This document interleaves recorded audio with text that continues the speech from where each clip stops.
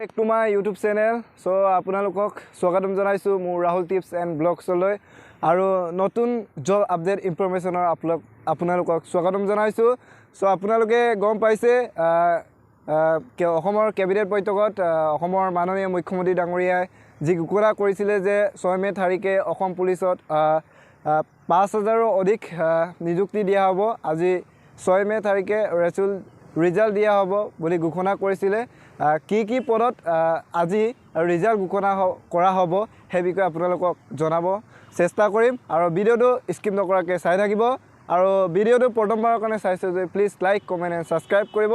আৰু বেল আইকনটো দবাব নেপাহৰিব so blog ভিডিঅটো দেৰি নকৰাকৈ আৰম্ভ কৰোঁ 5730টা পদ যেটো আৰক্ষী বিভাগত আপোনালোকে গম পাইছে আৰু প্ৰথম বিভাগটো হৈছে আসাম পুলিচ 508টা পোষ্ট আজি ঘোষণা কৰা হ'ব আৰু সেকেন্ডটো হৈছে ফৰেষ্ট ডিপাৰ্টমেন্টৰ 2741টা পদ আৰু তৃতীয় ডিপাৰ্টমেন্টটো হৈছে এক্সাইজ কনষ্টেবল বা যেটো এক্সাইজ ডিপাৰ্টমেন্ট বুলি কোৱা হয় এটো 222টা আছিল এটো ঘোষণা কৰিব আৰু আসাম পুলিচ কমান্ডো বেটেলিয়নত 402টা পোষ্ট আজি ঘোষণা কৰা হ'ব লগতে জেল ওয়াৰ্ডাৰ বা প্ৰিজন ডিপাৰ্টমেন্ট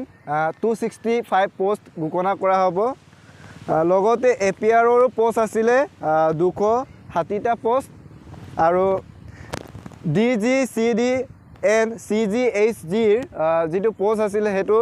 254টা পোস্ট ঘোষণা কৰা হ'ব লগতে ফায়াৰ এন্ড এমাৰ্জেন্সি সাৰ্ভিসত 39টা পোস্ট আজি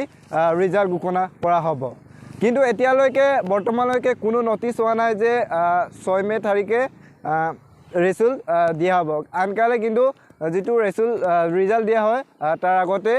নটিচ আহে কিন্তু এতিয়ালৈকে অহা নাই কিন্তু অসমৰ কেবিনেট বৈঠকত অসমৰ মাননীয় মুখ্যমন্ত্ৰী ডাঙৰীয়াই ঘোষণা কৰিছিলে 6 মে তাৰিখে ৰিজাল্ট দিব কিন্তু এতিয়ালৈকে লিংক এক্টিভ কৰা নাই আজি হৈছে 6 মে এতিয়ালৈকে লিংক এক্টিভ কৰা নাই আপোনালোকে কোনটো লিংকত আপোনালোকে চেক কৰিব পাৰে হেতু মই কৈ দিছো লিংকটোৰ নাম হৈছে SLPRB অফিচিয়েল সাইটত গৈ আপোনালোকে চেক কৰিব পাৰিব আৰু নহলে মই ডেসক্ৰিপচনত লিংকটো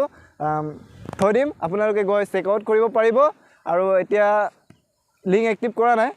সো ইমানে আছিল মোৰ ভিডিঅটো আজি ভিডিঅটো আৰু ভিডিঅটো যদি ভাল পালে তেনে লাইক কমেন্ট এণ্ড সাবস্ক্ৰাইব কৰিব আৰু বেল আইকনটো দবাব নপাৰিব নেক্সট জব আপডেট ইনফৰমেশ্যনত আপোনালোকক পুনৰ লগ পাম জয় হিন্দ বন্দে মাতৰম